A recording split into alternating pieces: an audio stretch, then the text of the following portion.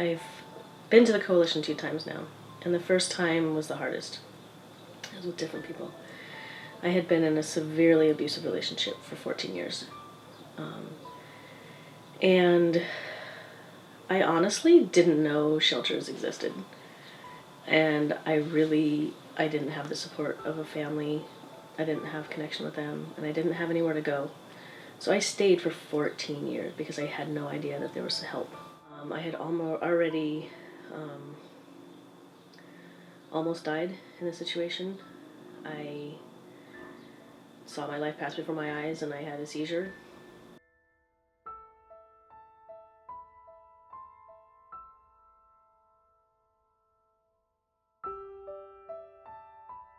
My friend suggested, why don't you call shelters?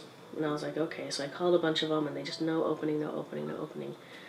And then finally I just got this one, and this woman just kept asking me these questions and just kept asking me these questions and just kept listening. And I was like, and just letting me tell my story. And at this one point I got to the point where I was like, do you not believe me? Like, this is true. This really happened. And she's like, no. So many people to call in. This is the first time they've ever been able to tell their story, and I just want to give you a chance to tell it. And we do have a place for you. And I just broke down. But when they first come in, they have no idea what it's going to look like here. They have no idea who they're going to meet here. They don't know how our program will be structured. So it's pretty confusing, and it's a pretty difficult time for people when they first come in. So I had someone drop me off at the police station, and it was just a nice lady in a white truck. And when I got here, I'm like, okay, this is just a house. It's a normal, safe area. It's a nice house. But it took me a little while to adjust to it, for sure.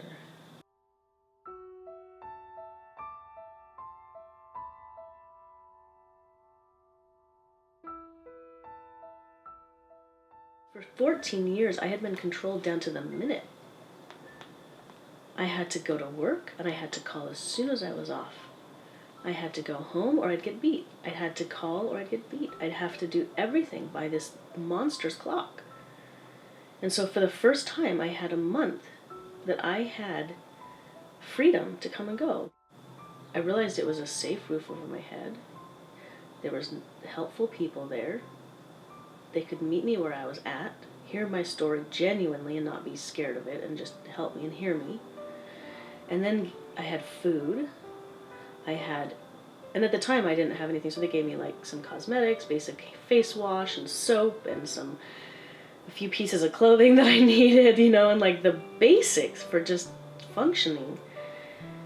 I began to like calm down and be able to like piece it together. And then they had therapy that could help me kind of like, what the heck just happened? And we're doing this because we know that the need is out there. We know that there are women, there are men, there are children who are affected by domestic violence. Their voices are not heard, and the coalition is here to help them and to make sure that they're receiving the services, they're finding safety, and they're finding healing in a very comprehensive and caring approach that will help them regain their lives and be able to go on to have a happy and safe life.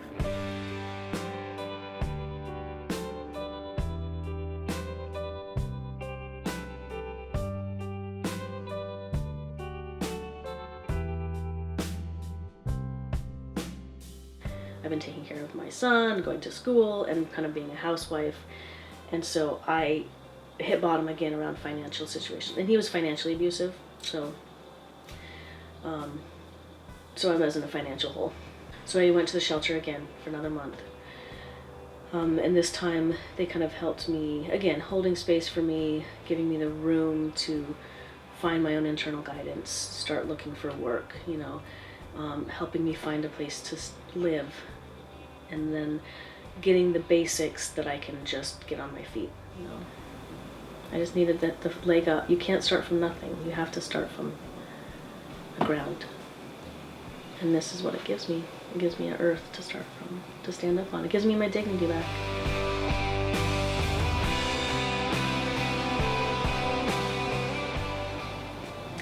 That there's hope.